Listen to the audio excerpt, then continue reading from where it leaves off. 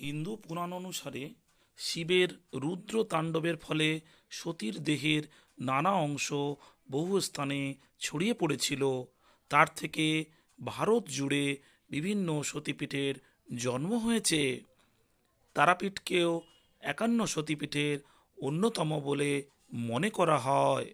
সতীর চোখের ঊর্ধ্বনেত্রের মণি অর্থাৎ তারা পড়ায় দ্বারকা নদীর পূর্ব পাড়ের চণ্ডীপুর আজ তারাপীঠ। তবে তারাপীঠের আরও বেশি মাহাত্ম্য শক্তিপীঠ বা মহাপীঠ হিসাবে কথিত আছে। সাধক বশিষ্ঠ দ্বারকার কূলে মহাশ্মশানের শ্বেত শিমুলের তলে পঞ্চমুণ্ডিরা আসনে বসে তারা মায়ের সাধনায় সিদ্ধিলাভ করেন।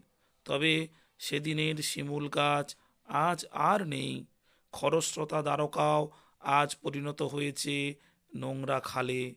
জনারণ্যে হারিয়ে গেছে মহাশ্মশানের ভয়াবহতা। ব্রহ্মার মানসপুত্র বশিষ্ঠর সিদ্ধপীঠ এই তারাপীঠ। আরও অনেকেরই সাধনপীঠ। তাদের মধ্যে উল্লেখযোগ্য সাধক বামাখ্যাপা।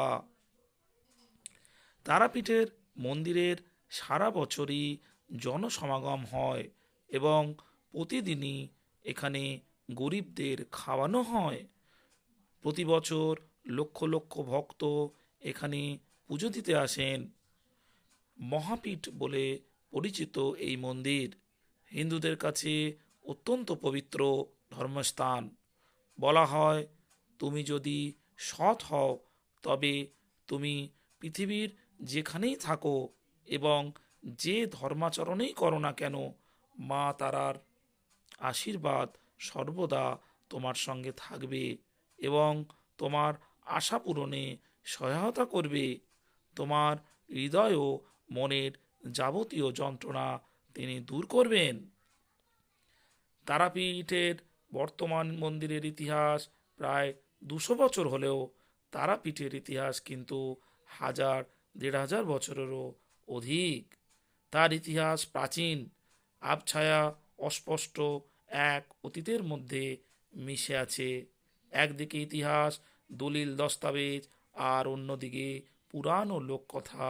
সব মিলে তারাপীঠের মন্দির এবং তারা মায়ের কাহিনী এক অনন্য স্থান দখল করেছে।